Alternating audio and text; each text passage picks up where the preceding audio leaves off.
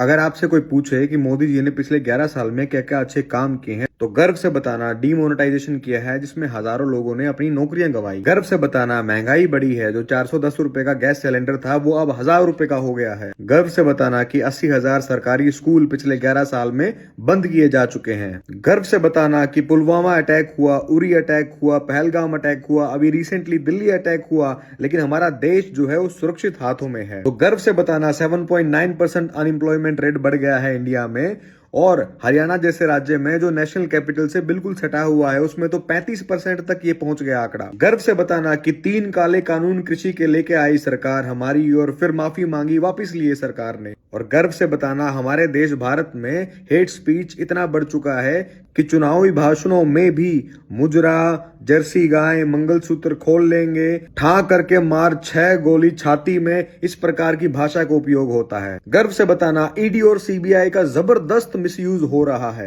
गर्व से ये भी कहना कि 4 ट्रिलियन की इकोनॉमी हो चुकी है, लेकिन पर कैपिटा इनकम की कोई बात नहीं करता, लेकिन हम फिर भी खुश हैं। गर्व से बताना कि कोरोना के समय जो पीएम केयर फंड बना था उसका कोई अता पता नहीं है। और गर्व से ये भी बताना कि कोरोना की लड़ाई जो हमने है वो थाली बजाकर और दिए जलाकर लड़ी थी। गर्व से बताना सरकार ने पहले जीएसटी लगाया और फिर बाद में जीएसटी को हटाया, लेकिन ये एक मास्टर स्ट्रोक था।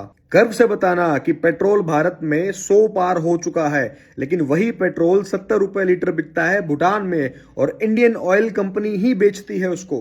गर्व से बताना जो टोल हर साल 10% बढ़ता था वो अब 18% बढ़ता है, और बहुत सारे ऐसे रोड हैं जिनकी कीमत पूरी हो चुकी है लेकिन टोल अभी भी लगे हुए हैं। और गर्व से बताना एयरपोर्ट को प्राइवेट कर दिया, सी पोर्ट को प्राइवेट कर दिया, रेलवे को प्राइवेट कर दिया, पावर प्लांट्स को प्राइवेट कर दिया।